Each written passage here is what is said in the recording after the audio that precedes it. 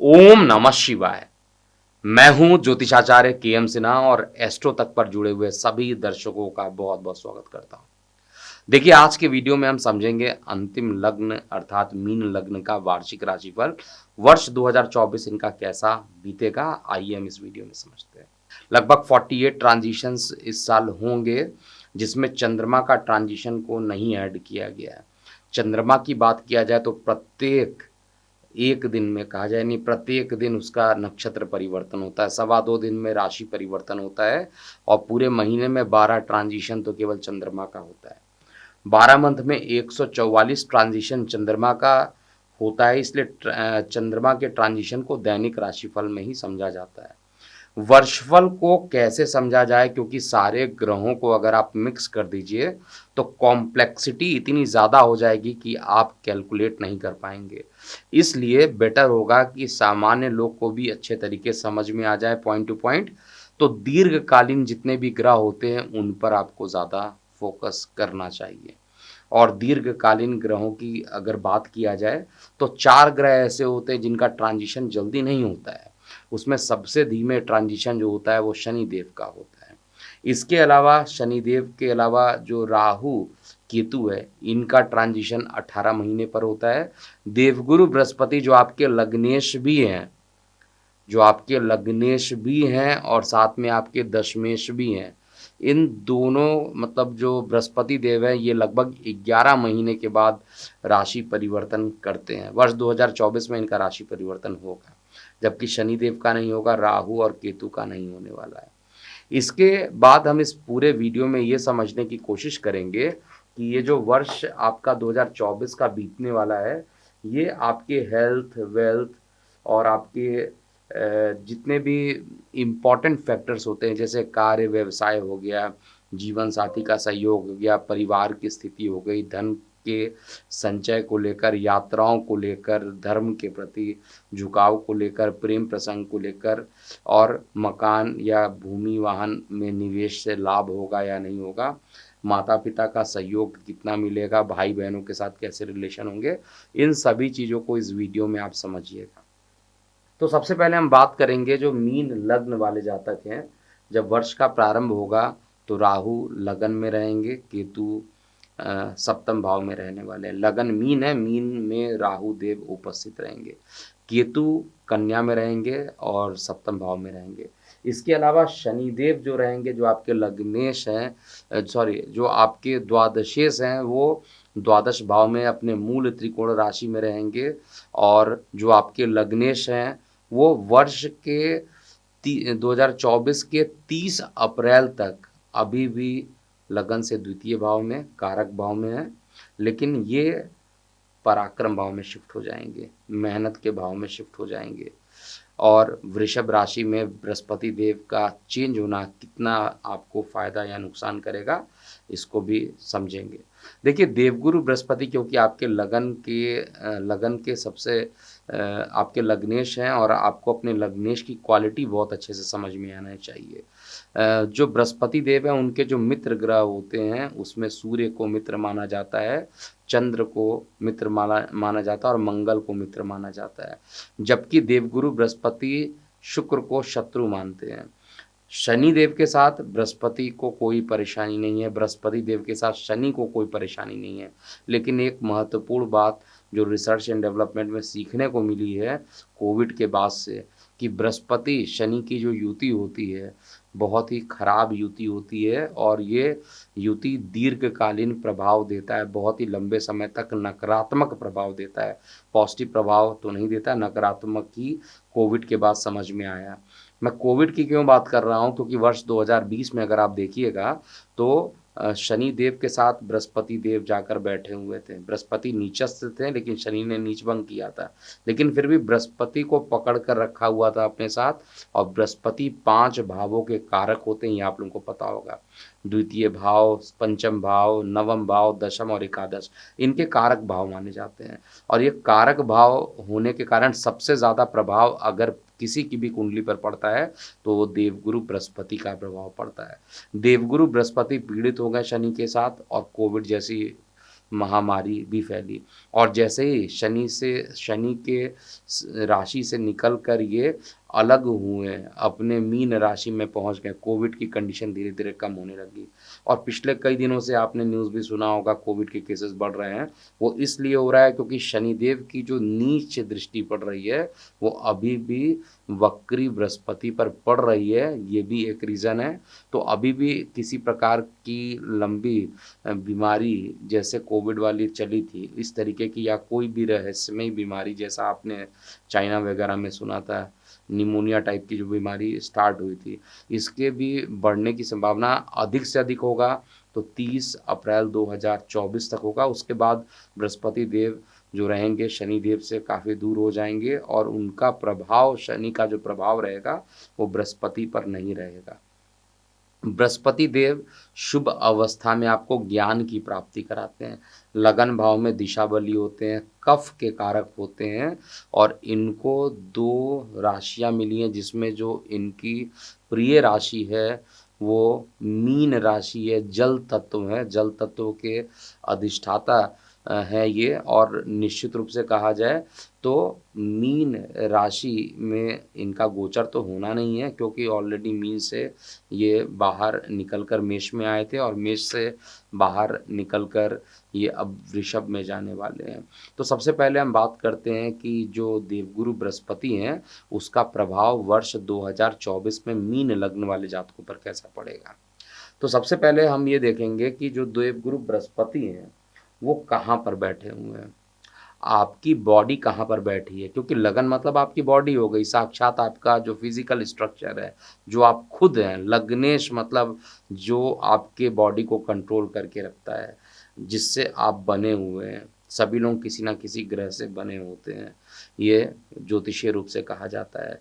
लेकिन सामान्य रूप से कहा जाए तो पंच तत्वों से हम लोग बने होते हैं, ये सभी एग्री करते हैं। लेकिन जो भी मीन लग्न वाले जातक हैं वो उनका जो शरीर का निर्माण होता है वो बृहस्पति के कारण होता है। और बृहस्पति आकाश तत्व भी कहलाता है, बृहस्पति ज्ञान के देवता भी हैं। बृहस्पति कर्क में उच्च के होते हैं और साथ में मकर में नीच के हो जाते हैं। बृहस्पति वर्तमान में 30 अप्रैल 2024 से पहले पहले तक लगभग आपके द्वितीय भाव में रहेंगे। परेशानी क्या कर रहे हैं यहाँ पर, क्योंकि द्वितीय भाव में बैठ गए और अष्टम को देख रहे हैं। इसका मतलब इनडायरेक्टली आप ये समझिए कि आपकी जो बॉडी अष्टम को देख रही है, क्योंकि आपके बॉडी का जो मालिक है लग्नेश है वो बृहस्पति है, वो अष्टम को देख रहा है, यानी आप खुद अष्टम को देख रहे हैं। और कभी भी अष्टम को कोई लग्नेश देखता है तो बाधाएं आती हैं, बहुत सारी रुकावटें आती हैं। और बृहस्पति क्योंकि अष्टम को देख रहा है तो उदर संबंधित बहुत सारी परेशानी हो सकती है, जो कि मीन लग्न वाले जातक हैं उनके लीवर में किसी प्रकार का इन्फेक्शन बढ़ जाना, ऐसा ज़रूर मैं चेक कर पा रहा हूँ। और ये मीन लग्न वाले जातकों को अपने लीवर रिलेटेड समस्याओं से को बहुत ज़्यादा सीरियस लेना चाहिए। नियमित रूप से कहा जाए तो गुरु का बीज मंत्र करना चाहिए और शुक्र से संबंधित मीठे चीज़ों का आपको दान करना चाहिए प्रत्येक शुक्रवार को, जिससे कि आपकी लाइफ बैलेंस्ड रहे। इसके अलावा जो बृहस्पति देव हैं वो आपके लगन से, क्योंकि पराक्रम भाव में जाएंगे, ना ही वो शनि से दृष्ट होंगे, लेकिन केतु से दृष्ट होंगे। और केतु से दृष्ट होने के कारण केतु जब भी शनिदेव को, बृहस्पति देव को देखते हैं तो उनको पूरे तरीके से एक्टिवेट कर देते हैं, 4 गुना ज़्यादा प्रभाव उनका शुरू हो जाता है। और ऐसा ही नहीं होगा कि केवल केतु देवता बृहस्पति को देखेंगे, बृहस्पति भी केतु को देखेंगे। नवम पंचम योग बनेगा, चतुर्थ भाव में सुख भाव में जाकर नवम पराक्रम भाव में जो नवम पंचम योग बनेगा, क्योंकि केतु जो रहेंगे वो आपके सप्तम भाव में है। सप्तम भाव से लेकर नवम पंचम का योग ज़रूर यहाँ पर फॉर्मेशन होगा। और ये फॉर्मेशन आपके पराक्रम के लिए अच्छा है, आपके मेहनत के लिए अच्छा है, आपके छोटे भाई बहन यदि धर्म से संबंधित कोई कार्य करते हैं उनके लिए अच्छा है, आपके नेम फेम को बढ़ाने का जो काम होगा उसके लिए अच्छा है, और आपके छोटे भाई बहनों के लिए एक प्रकार से नई शुरुआत करना लाइफ का, उसके लिए भी देवगुरु बृहस्पति एक अच्छा परिणाम देने वाले हैं। देवगुरु बृहस्पति क्योंकि सप्तम स्थान को देखेंगे और केतु ऑलरेडी वहाँ पर विराजमान है, इसलिए विवाह जो है मीन लग्न वाले जातकों के लिए अभी नहीं हो सकता है। आप कितनी भी कोशिश कीजिए जल्दी विवाह नहीं तय होगा।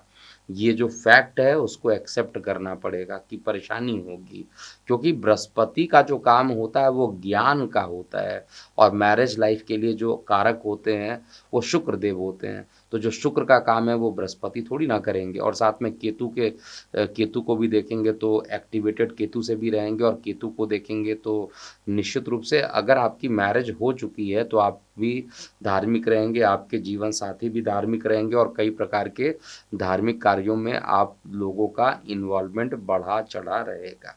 इसके अलावा आपके जो बड़े भाई बहन हैं उनके लिए जो केतु है वो भी अच्छा ही परिणाम देने वाला है। हालांकि आय के लिए तो मैं कहूँगा कि रिजल्ट ओवरऑल अच्छा रहेगा, लेकिन खर्च जो होगा इस साल काफ़ी ज़बरदस्त खर्च होने वाला है। खर्च को आपको मेंटेन करके रखना चाहिए। बृहस्पति की जो 7वीं दृष्टि पड़ेगी वो धर्म भाव पे पड़ेगी, पिता के भाव पर पड़ेगी। तो अगर पिता को किसी प्रकार की समस्या चल रही थी बहुत दिनों से, तो वो समस्या लगभग 1 मई 2024 के बाद समस्या अंत होगा और पिता स्वस्थ होना प्रारंभ कर देंगे। और धर्म के प्रति झुकाव तो मैं आपको बता ही रहा हूँ कि इस साल सबसे ज़्यादा अगर कोई लगन जो धर्म के प्रति झुकाव करेगा तो वो मीन लगन बनेगा। वैसे भी बृहस्पति का लग्न है, आप सामान्यतः धार्मिक तो होते हैं, धर्म को मानते हैं, और धर्म के प्रति झुकाव भी आपका बहुत तेजी से बढ़ेगा। तो ये सारी चीज़ें जो है मुझे चार्ट में स्पष्टता दिख रही है। इसके अलावा अगर हम बृहस्पति देव की बात किया जाए, इनकी नवम दृष्टि भी होगी, और इनकी नवम दृष्टि भी इनकम को देखेगी, केतु की भी पंचम दृष्टि इनकम को देखेगी। तो बड़े भाई बहन के साथ, परिवार के साथ एक धार्मिक यात्रा आप कर सकते हैं, माता पिता के साथ आप धार्मिक यात्रा कर सकते हैं। तो धर्म के प्रति झुकाव बढ़ना तय है जितने भी मीन लगन वाले जातक हैं। और बृहस्पति देव का जो प्रभाव रहेगा आपके पराक्रम को भी बढ़ाएगा। जो परेशानी चल रही थी फंड्स में, उस फंड्स को बचाने की भी कोशिश करेंगे बृहस्पति देव, लेकिन खर्च पर अगर आपने कंट्रोल नहीं किया तो फिर आपकी आर्थिक स्थिति में कुछ परेशानियां भी हो सकती है। मैक्सिमम परेशानी तो 30 अप्रैल 2024 तक होने वाली, लेकिन उसके बाद धीरे धीरे करके जो समय होगा वो आपके फेवर में होने वाला है। अब हम बात करते हैं शनिदेव का प्रभाव क्या रहेगा। देखिए, शनिदेव जो हैं अभी भी द्वादश भाव में बैठे हुए हैं, अपने मूल त्रिकोण राशि में बैठे हुए हैं। मूल त्रिकोण राशि में शनिदेव का बैठना और उनकी जो दृष्टि पड़ रही है वो नीच दृष्टि परिवार पे पड़ रही है, धन पे पड़ रही है। इसलिए परिवार में धन का जो संग्रह होगा वो बहुत अच्छा नहीं होगा, और परिवार जो आपके रहेंगे उसमें भी अलगाव हो सकता है। आप जैसे आप फैमिली के साथ रह रहे हैं लेकिन आप कहीं और रह रहे हैं, आपकी फैमिली किसी और जगह पर रह रही है, किसी भी कारणवश, चाहे वो आपके कार्य व्यवसाय के लिए आपका ट्रांसफ़र हो गया, आप दूसरे जगह चले गए, इन सभी चीज़ों के लिए ये सारी कंडीशन इस साल एप्लीकेबल हो रही है। ये हालांकि पिछले साल से ही लगभग लगभग मीन लग्न में चल रहा है, लेकिन अभी भी जो परिवार का जो सुख है वो शनिदेव नहीं देने वाले हैं, अभी भी अलगाव करके ही रखेंगे। इसके बाद शनिदेव की जो दृष्टि पड़ रही है द्वादश भाव में बैठ के, लिटिगेशन हो गया, लीगल मामले हो गए, उसमें आपको सफलता ज़रूर शनिदेव करेंगे। स्वास्थ्य जो रहेगा आपका अच्छा रहेगा, स्वस्थ आप रहिएगा, कोई दिक्कत नहीं रहेगी। हालांकि जीवन साथी को लेकर किसी प्रकार का स्वास्थ्य में गिरावट होता हुआ दिख रहा है, लेकिन आपका स्वास्थ्य जो रहेगा एटलीस्ट ठीक रहने वाला है। और शनिदेव की जो दृष्टि पड़ रही है वो भाग्य भाव पर भी पड़ेगी, और भाग्य भाव पर शनि की दृष्टि पड़ना और इधर से बृहस्पति देव उसको कंट्रोल भी कर रहे हैं, तो हर तरीके से भाग्य का सपोर्ट आपको मिलेगा। और भाग्य अगर सपोर्ट करेगा तो आर्थिक मामलों में सफलता भी आपको मिलने वाली है। तो शनि देव का जो प्रभाव है केवल कुटुंब के लिए धन को लेकर, ये जो निगेटिव प्रभाव है वर्ष 2024 में भी निश्चित रूप से कंटिन्यू रहने वाला है। अब उपाय क्या किया जाए, क्योंकि अगर धन ही नहीं आएगा, संग्रह नहीं होगा, मैं ये नहीं कह रहा हूँ कि धन नहीं आएगा, धन आएगा लेकिन खर्च होगा, किसी ना किसी नए काम पर खर्च हो जाएगा। आपके पास सपोज कीजिए कि 1000 रुपये आए, लेकिन पता चला कि वो 1000 रुपये से ज़्यादा पैसा आपको कहीं और देना पड़ गया तो आपके पास तो बैलेंस हमेशा माइनस में रहेगा।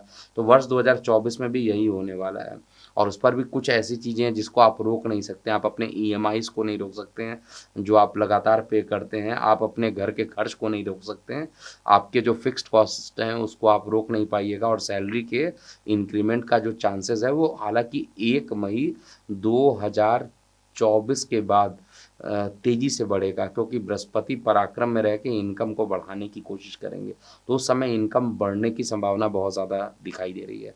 लेकिन फिर भी जो शनि का जो प्रभाव रहेगा वो आपके लिए ओवरऑल एवरेज से अच्छा मानूंगा और कुटुंब को लेकर ही थोड़ी परेशानी है, यानी सेपरेशन अभी भी परिवार में हो सकता है, परिवार से दूर रहने की कंडीशन बन सकती है, लेकिन इसके अलावा बहुत ज़्यादा परेशानी मुझे नहीं दिखाई दे रही है। अब हम राहु और केतु की बात करते हैं। देखिए, लग्नस्थ राहु और वो भी मीन का राहु बिल्कुल अच्छा रिजल्ट नहीं देता है और विशेष रूप से तब अच्छा नहीं देता जब आपका लग्नेश अष्टम को देख रहा हो। अगर आपका लग्नेश अच्छे जगह पर होता, अपनी उच्च राशि में, मित्र राशि में या मूल त्रिकोण में या कहीं अच्छे जगह पर प्लेस्ड हो जाता, केंद्र में होता, तो कम से कम मैं ये मानता राहु का जो प्रभाव होता वो अच्छा होता है। अब राहु कर क्या रहे हैं इस लगन की कुंडली में? राहु जो है वो आपके पंचम भाव को देख रहे हैं, आपके संतान के भाव को देख रहे हैं और संतान के भाव को देखने के कारण संतान को भ्रमित कर देंगे। संतान के माइंड में जो है क्रिएटिविटी अलग चलेगी। संतान जो है, क्योंकि पंचम भाव जो होता है कल्पनाओं का भी भाव होता है, शिक्षा का भी भाव होता है, संतान का भी भाव होता है, प्रेम का भी भाव होता है, तो संतान का प्रेम प्रसंग में जाके भ्रमित हो जाना ये भी 100% चार्ट में दिखाई दे रहा है। और जब तक बृहस्पति अष्टम में रहेंगे यानी 30 अप्रैल 2024 तक का जो टाइम रहेगा वो संतान से कष्ट ही मिलना है। संतान उस समय आपकी बात चाहकर भी वो नहीं मानेंगे, वो मनमानी करेंगे, लेकिन जैसे ही 30 अप्रैल 2024 बीतेगा या थोड़ा देखिए एग्जैक्ट एक डेट निकल के आता है, उससे आगे पीछे एक आध महीना चलता है, ये मैं रफली देखा भी हूँ गोचर में।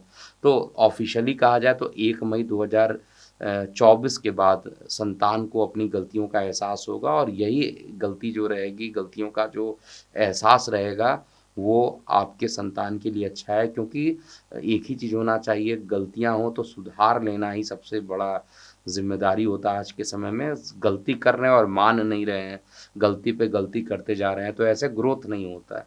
इसलिए अगर गलती है तो एक्सेप्ट भी करना चाहिए। तो संतान आपके इस तरीके से काम करेंगे।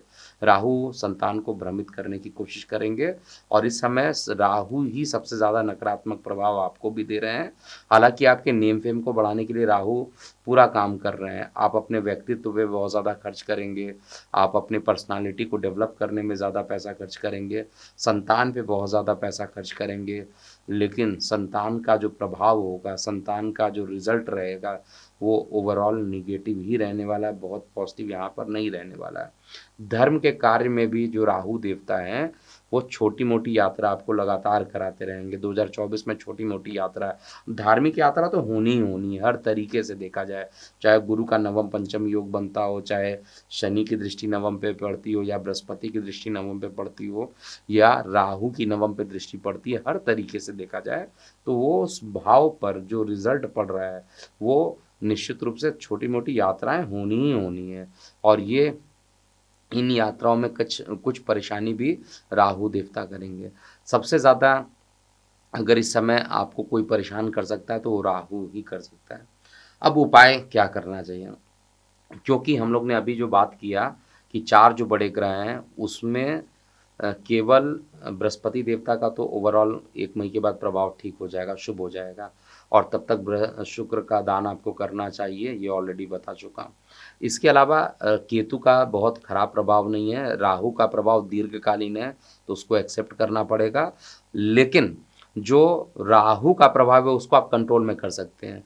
आपको क्या करना चाहिए, जिस दिन अमावस पड़ता है, अमावस्या पड़ती है, उस दिन 5 टाइप का अनाज ले लीजिए, जैसे 1 किलो गेहूँ, जौ, मक्का, बाजरा, चना। मैं फिर से रिपीट करता हूँ, 1-1 केजी अलग अलग ले लीजिएगा। गेहूँ, जौ, मक्का, बाजरा, चना और इन सबको लेकर मिक्स कर दीजिएगा अमावस्या वाले दिन। इसको पीसना नहीं है, केवल मैनुअली हाथ से मिक्स करना है। उसके बाद प्रत्येक दिन पक्षियों को अगर आप कुछ दान कर देते हैं, इन एक-एक मुट्ठी लेकर इन 5 अनाजों को कबूतरों को, पक्षियों को अगर आप दान कर देते हैं, तो आपको जो राहु का नकारात्मक प्रभाव है, उससे आपको बचने में सहायता मिलेगी। नहीं तो परिकल्पनाओं में आप भी उड़ेंगे, परिकल्पना में आपके संतान भी उड़ेंगे और ऐसे कंडीशन में परिणाम अच्छा लॉन्ग टाइम के लिए देखा जाए तो रिज़ल्ट अच्छा नहीं होगा। इसलिए आपको समझना पड़ेगा और वैसे भी आपका लग्नेश जो है वो देवों को देव मतलब कहा जाए देवगुरु बृहस्पति होते हैं। गुरुओं में सर्वश्रेष्ठ मान जाते हैं देवगुरु बृहस्पति। तो अगर इस बात को आप समझ रहे हैं तो दान ज़रूर कीजिए। अब हम रफली देखेंगे कि 2024 जो है स्वास्थ्य आपका कैसा रहेगा। देखिए स्वास्थ्य के लिए कहा जाए तो स्वास्थ्य लगभग इस साल आपका अच्छा रहने वाला है। हालाँकि जीवन साथी के स्वास्थ्य को लेकर कुछ परेशानी रहेगी।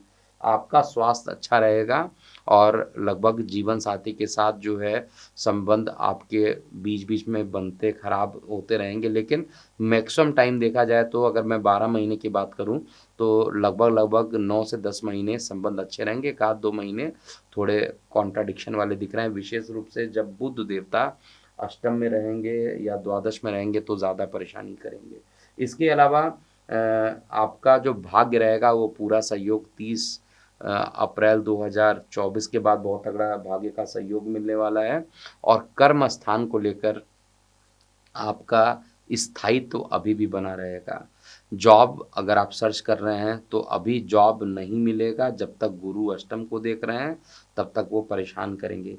एक बार देवगुरु बृहस्पति अष्टम को देखने से निकल जाएँ और भाग्य को देखेंगे, तो आपकी बॉडी को भी भाग्य का सहयोग मिलेगा, तब आपको जॉब में सफलता मिलेगी। तो जो लोग जॉबलेस हो गए हैं किसी भी कारणवश, उन सभी को जॉब के जो योग बनते हैं, वो मई 2024 के बाद ज़्यादा संभावना बनती है। उससे पहले केवल राहु संबंधित दान जो बताया वो करते रहिए और गुरु का बीज मंत्र करते रहिए जिससे कि कोई परेशानी डेवलप ना हो। कर्म स्थान के साथ-साथ इनकम सामान्य से अच्छी रहेगी, लेकिन इनकम तो अच्छी होगी, खर्च ज़्यादा होगा और खर्च लंबा खर्च होगा। मतलब ऐसा नहीं कि छोटे-छोटे खर्च होंगे, एग्ज़ैक्टली एक बार में काफ़ी बड़ा खर्च उत्पन्न हो सकता है, तो बहुत बड़े खर्च ना उत्पन्न हो, इस चीज़ का आपको ध्यान दीजिएगा। और साथ में छोटे भाई-बहनों के साथ, बड़े भाई-बहनों के साथ रिलेशन आपके अच्छे रहेंगे, माता का भी आपको सहयोग मिलेगा।